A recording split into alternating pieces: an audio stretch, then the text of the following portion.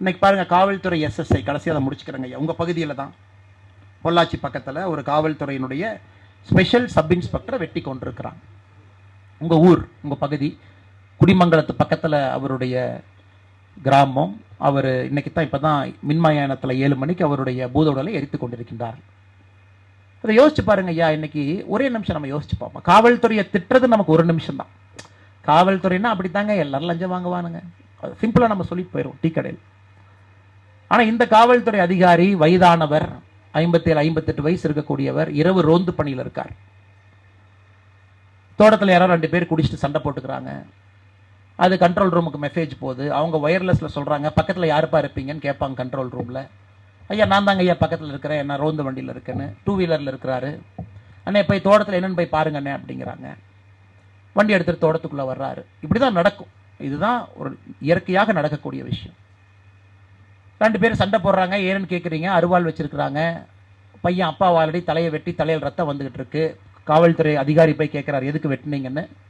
நேராக அந்த அருவாளை எடுத்து காவல்துறை அந்த நீங்க போட்டோவை பார்க்கணும், எவ்வளவு கொடூரமாக அவரை வெட்டி சாய்த்திருக்கின்றார்கள், எவ்வளவு கொடூரமாக. அவர் அப்படியே கண்டந்துடமா இங்கெல்லாம் வெட்டி அவர் அங்கேயே உயிர் பிரிஞ்சிருச்சு. ஏன்னா அந்த வயதிற்கு திரும்பி ஓடக்கூடிய நிலைமையில் அவர் இல்லை. இது ஏன் நடக்குதுன்னு நமக்கு பார்ப்போம். இது காவல்துறை அதிகாரி இறந்துட்டாங்க. நம்முடைய மாண்புமிகு முதலமைச்சர் ஐயா 30 லட்சம் ரூபாய் நிவாரணம் கொடுத்துட்டாங்க. உடலை எரித்தாச்சு. நம்மளாம் வீட்டுக்கு போய் ஆறுதல் சொல்லியாச்சு, எல்லாம் பேசியாச்சு, கிளம்பியாச்சு. பட் அந்த வீட்டில் மனைவி இருப்பாங்க, அவங்களுடைய குழந்தைகள் இருப்பாங்க, அவங்க அப்படியே தாங்க இருப்பாங்க. இதுக்கு அடிப்படை காரணம் பாருங்க, நீங்க இந்தியாவை தவிர எங்க போனாலும் ஐரோப்பிய நாடுகள், அமெரிக்கால ஒரு செப்பரேட்டா ஒரு காவல்துறை பார்க்க மாட்டேங்க. தேர் ஆல்வேஸ் பீன் பட்டி. ஒருத்தர் கூட இன்னொருத்தர் இருப்பார். ஒருத்தர் தனியா எங்கேயுமே வரமாட்டாங்க. 2 பேர் தான் வருவாங்க. பார்க்ல 2 பேர், ரோந்தல் 2 பேர், நைட் பீட் 2 பேர், மினிமம் 2. கார் ஓட்டுறாங்க 2 பேர். நீங்க மூவிஸ் எல்லாம் பார்ப்பீங்க. அப்ப ஒருத்தர் நம்மகிட்ட பேசும்போது இன்னொரு காவல்துறை அதிகாரியினுடைய கை பார்த்தீங்கன்னா பிஸ்டல் மேல இருக்கும். நீங்க எங்கேயாச்சும் இந்தியாவுக்கு வெளியே டூருக்கு போகும்போது அப்சர்வ் பண்ணி பாருங்க. போலீஸ்ல பப்ளிக்ல ஒரு கன்ஃபரன்டேஷன் அப்போ ஒருத்தர் நம்மகிட்ட பேசுவாரு, இன்னொரு காவல்துறை அதிகாரி கை வந்து கன்ல இருக்கும். ஏன்னா அவர்கிட்ட நீங்க மிஸ்பிஹேவ் பண்ணீங்கன்னா அவங்க கன் எடுப்பாங்க, டேசர் வச்சிருப்பாங்க. சப்போஸ் உங்க கையில வெப்பன் இல்லை அப்படின்னா அந்த டேசர் வச்சு அடிப்பாங்க. எல்லாமே இருக்கும், பாடி கேமரா இருக்கும். இன்னைக்கு நம்முடைய காவல்துறையில 100 பேர் இருக்க வேண்டிய இடத்துல 60 பேர் வேலை பார்க்கறாங்க. 40% பற்றாக்குறை. ஏன்னா நமக்கு என்ன, ஆல்ரெடி நமக்கு சம்பளம் கொடுக்க முடியல அரசு ஊழியர்களுக்கு. இல்ல காவல்துறையும் 40% அவங்களையும் ரெக்ரூட் பண்ணி அவங்களுக்கு நம்ம சம்பளம் கொடுத்தா அரசு கஜானா திவால் ஆகிவிடும், எல்லாருக்குமே தெரியும். அப்ப இந்த அதிகாரி தனியா போறார். ஒரு 84 85 பேர் இருக்க வேண்டிய ஸ்டேஷன்ல 50 பேர் இருப்பாங்க. 4 எஸ்எஸ்ஐ இருக்க வேண்டிய இடத்துல 2 பேர் இருப்பாங்க. ஒரு 20 ஹெட் கான்ஸ்டபிள் இடத்துல 12 பேர் இருப்பாங்க. 40 கான்ஸ்டபிள் இடத்துல 25 பேர் இருப்பாங்க. அப்ப நம்ம அடிப்படையில் யோசிக்கணும், root cause. Again root cause. ஏன் இறந்தார்? யாரோ குடிச்சனால இறக்கலைங்க, யாரோ அருவாடுத்து வெட்டினால இறக்கல. ஏன் இறந்தார்? இதுக்கு ரூட் காஸ் நீங்க போட்டீங்கன்னா காவல்துறை சிப்பந்திகளுக்கு, அதிகாரிகளுக்கு வசதி வாய்ப்புகள் நாம் ஏற்படுத்தி கொடுக்காதனால அவர் இறந்தார். சிம்பிள். அவன் குடிக்கிறவன் குடிக்கத்தான் செய்வாங்க, கத்தி எடுத்து வெட்டுறவன் வெட்டத்தான் செய்வான். ஏன்னா அவனுக்கு அந்த அறிவு இல்லை, அதனாலதான் அவன் குடிச்சிட்டு கத்தி வச்சுட்டு சுத்திட்டு இருக்கிறான். அதனால இது எல்லாமே நம்ம ரொம்ப நுணுக்கமாக நம்ம புரிஞ்சுக்கிட்டு, நீங்களும் அரசு எந்திரத்தை கொஞ்சம் அப்படியே தள்ளி தள்ளி வைக்கணும்.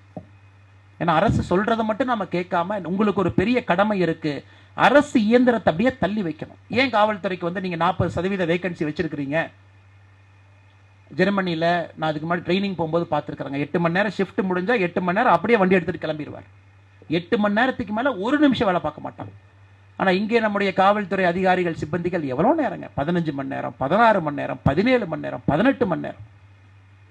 அதனால் எல்லா விஷயத்தையும் கூட அடிப்படை என்ன அப்படிங்கிறத நம்ம புரிஞ்சுக்கிட்டு, அந்த அரசியலை நோக்கி நீங்க எல்லா அரசியல் கட்சிகளையும் நகர்த்தி, அந்த அரசியலை நோக்கி எல்லா அரசியல் தலைவர்கள், உங்க எம்பி, எம்எல்ஏ, கவுன்சிலர், பஞ்சாயத்து தலைவர், அதை நோக்கி நீங்க நகர்த்த ஆரம்பிச்சீங்கன்னா ஒரு ஆரோக்கியமான சமுதாயம் நம்ம கட்டாயமாக பிறக்கும். நம்முடைய காலகட்டத்தில் நம் கண் முன்னாடி நாம் அதை பார்ப்போம்.